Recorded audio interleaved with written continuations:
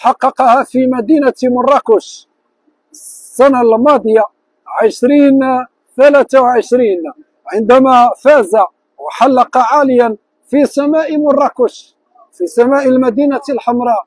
هكذا هي الأجواء، هكذا هي اللحظات، هكذا هي البدايات.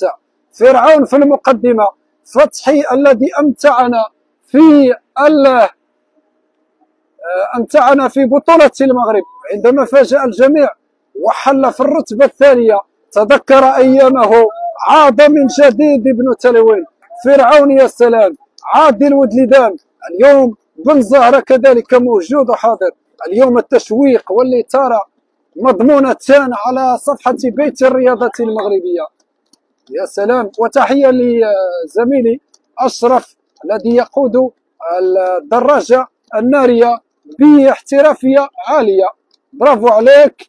كما قلت لك دائما، هم يركضون يمين، نحن نتوجه شمال. هنا الطريق كبيرة، والطريق يعني تتسع لأن نكون جنبهم هكذا. إذا أمامكم مقدمة الكوكبة أو كوكبة المقدمة، يتواجد فيها كل من فتحي عبد الناصر وكذلك البطل فرعون وتغرفت، وكذلك البطل الذي جاء من مدينة العيون صاحب الصدرية رقم 17 حاضر زحتي كذلك. هنا قلت بأن الحسيمة فيها يعني مرتفعات ومنعرجات صعبة جدا. يعني البداية الأبطال صعدوا مرتفع، وبعد ذلك هناك نزول في هذا المنحدر، والكوكبة منذ الوهلة الأولى فيها أبرز الأبطال المرشحين لهذا السباق، للفوز بهذا السباق.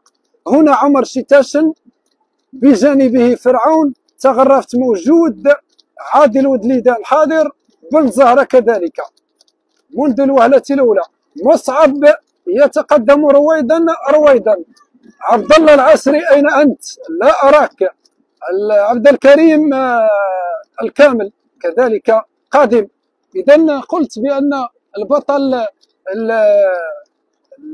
كذلك مرزوقي عبد العزيز من اسبانيا في الكوكبة الثالثة، بالإضافة إلى البطل عبد الله العسري الحاضر كذلك بقوة في هذا السباق. نتمنى أنه يفي بالعهد ويقدم مستوى عالي، هذا ما نريد. شاهدوا هذا الصورة الجميلة، شاهدوا هذا الصورة الرائعة، شاهدوا هذا المدينة الجميلة. هنا من مدينة الحسيمة.